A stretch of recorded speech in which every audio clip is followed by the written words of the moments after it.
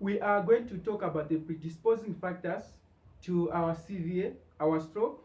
And the first thing on my list is hypertension.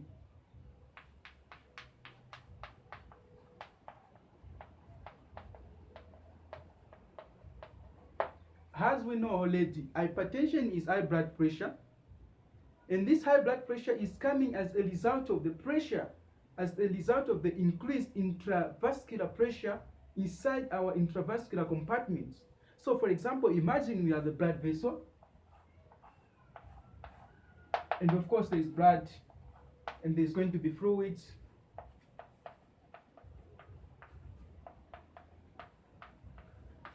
There's going to be fluids inside our blood vessel. There's going to be a lot of nutrients, blood being carried to parts of the body for oxygenation.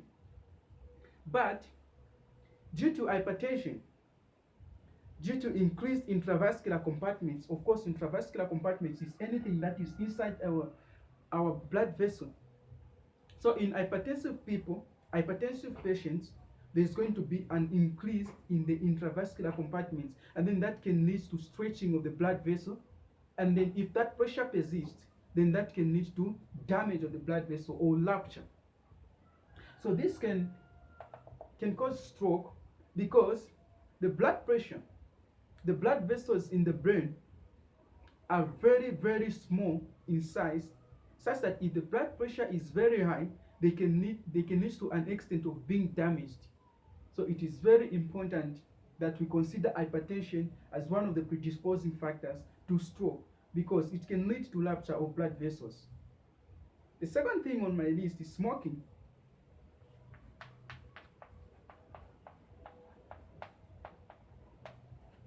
Now, smoking is bad because smoking is going to cause vasoconstriction of the arteries, and in this case the artery is taking blood to the brain. And once there is a vasoconstriction, then there's going to be disruption of blood flow to the brain through the whole part of the brain, because the blood vessels in the brain, as mentioned earlier on, they are very small in size. So when you constrict them, then you are also going to reduce the supply of oxygen to the brain, and then that can lead to the death of some brain cells or tissues in the brain, in the cranial cavity. So it is very important that this is also considered. Smoking, very, very harmful. And as well as that, as well as causing a vasoconstriction, smoking can also increase the amount of low density lipoprotein, which are unhealthy to our diet, to our blood, because what the low density lipoprotein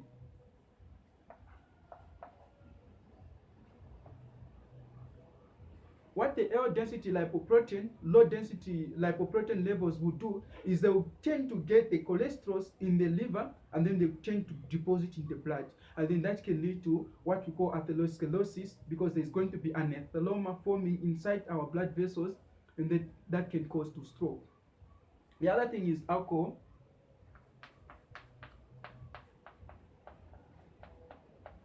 Well, guess what? Alcohol is both. Alcohol is either good or bad. It is good in that it's going to, if it's taken in small amounts, in lower amounts rather, it's going to increase the healthy high density lipoproteins in our blood, and that's good for our healthy, because what the high density lipoprotein levels will do in the blood when they are high, they are going to get all the cholesterols inside our blood vessels, and then they are going to take them into the liver for deposition and keep them for later usage. But on the other hand, if alcohol is taken in large amounts, then it's going to do the opposite. It's going to increase the levels of low levels density lipoproteins in our blood, and then that can lead to atheroma forming inside our blood vessels. So this is bad. Less is another factor to consider.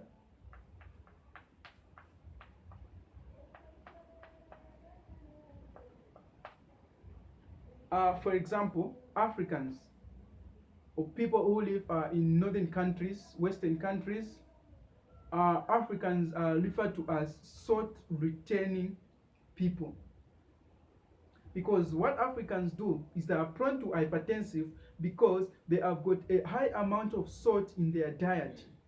And what sodium does when it's inside our blood, it's going to attract more water across its surface area, because sodium is asthmatic, so it's going to attract more water across its surface area, and then that can lead to an increased intravascular compartment. And when once that is done, then we are going to have a large amount of fluids inside our body, our vessels, and that can lead to a large amount of fluid going back to the heart, which is what we call venous return. And when that happens, then that's going to cause hypertension, high blood pressure. So race is another factor to consider. The other thing to consider is that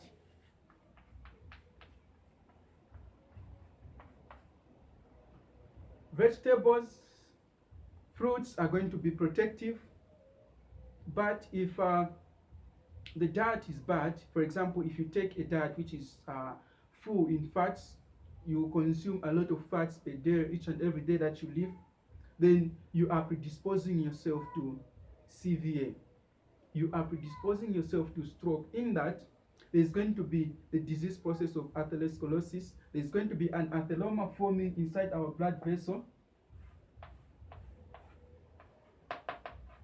The plug will form, and then it will lead on to cause a thrombus, and then the thrombus will end up into an emboli, and emboli will travel to the brain, and it will cause stroke, because according to our definition, stroke is interruption of blood flow to the brain, some parts of the brain, or the brainstem within 24 hours.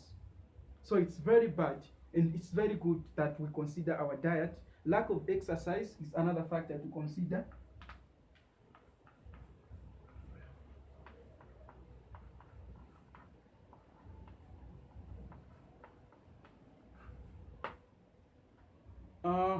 If someone is immobile for such long time for such long period of time, then they are prone to suffer from what we call deep vein thrombosis, and then that also can cause stroke. It can lead to stroke.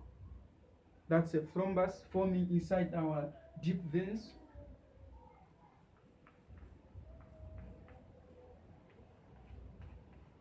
Age is another factor to consider, because stroke can occur in any stage of life, but it is most common in people who are in their 65 years old, going above 85 years old, 70s.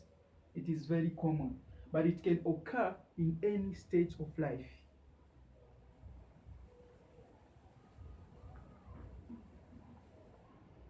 The other factor to consider is gender.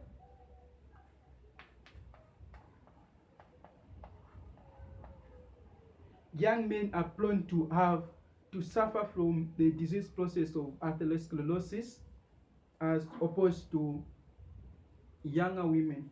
So it is very important that also this one is also considered, because it is in the younger men that we tend to find more stroke than in younger women. In the next video, we are going to consider the signs and symptoms for our CVA, which is our stroke.